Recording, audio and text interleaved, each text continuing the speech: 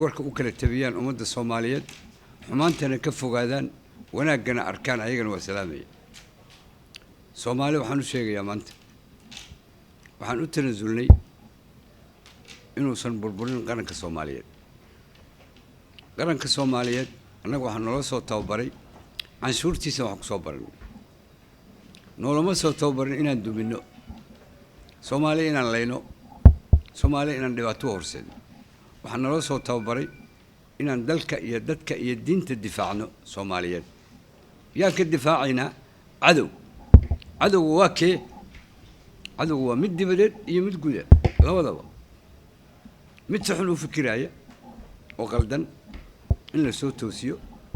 كيف عنا اللي يراد طريقة كسر مد الصوماليين مركا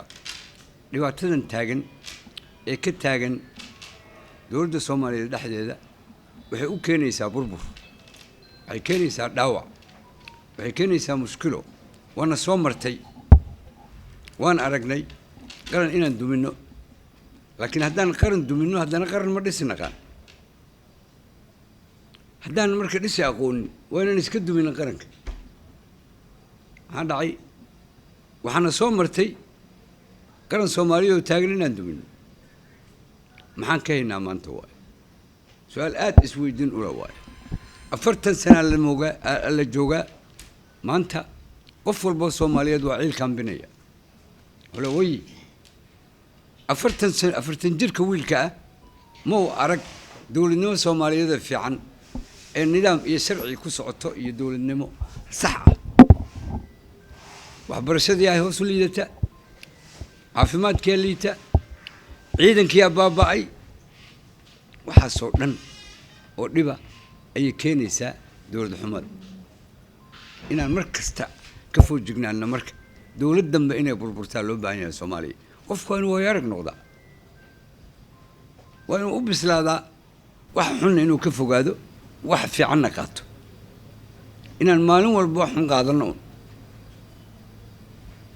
inaan ra'yiga qaldan qaadano inaan dalkayga burburino oo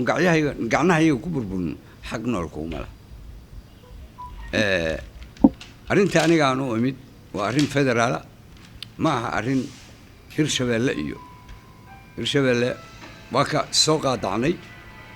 wixii Ilaahay ka dhigay noqon doonta laakiin midda federaalka xaq waxaan u leeyahay inaan ragga la heshiisiin waayay Ilaahay inuu igu galaysto inaan heshiisiyo oo isu keeno oo Soomaali mideeyo waxa dhacay midnimo wax lagu gaaraa midnimo horumar leh midnimo ayaa waxayna gaarsiin kartaa dalalka adduunka meesha ay gaareen oo kale waxa la yaab leh in mas'uul Soomaaliyeed oo dalka u jijibiyo caro ama mas'uul kale caradiis aad la yaab leh حسن لقى جو عيدمada Soomaaliya hadda koor waa dayaceen dalka hada u dayaceen maxaa dhacay hadii ayaga taagan yihiin aysan qabiilada kala raacin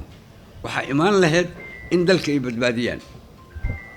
sida Masar ka dhacdo kale adduunyada qaarkeed sida ka dhacdo ciidankiina markuu cadin ka rabaa masarakiishiina dalkiina badbaadisaan in waxaan u soo baxay ay tahay wixii naga maqnaa ama xuquuqdii naga maqneed inaan baadi goobo meel kasta ay ku jirtana inaan ka keeno taas waa ballan horaan ballantaa u galnay haddana sidii bay iga tahay dadka la boodboodayo wararka waxaan leeyahay iska daay war xumunta shilka dadka yaan la isku dilin dadka wanaag hala tuso nabad iyo wanaag wax ka fiican ma jiraan intaas kadib waxaan leeyahay doorashada dalka ka dhacaysa waa inay si habsami ah oo xushmad leh aga dhacdaa gobolka Hiiraan waa in aan lagu dagaalamin buuqna uu ka dhacin waxa dan u ah dadka doorasho inay ka dhacdo gobolka oo dhan bay dan u tahay dadka isku dayaya marka inay carqalateeyaan waxaan leeyahay ka fogaadaan yaan la carqalateyn doorashada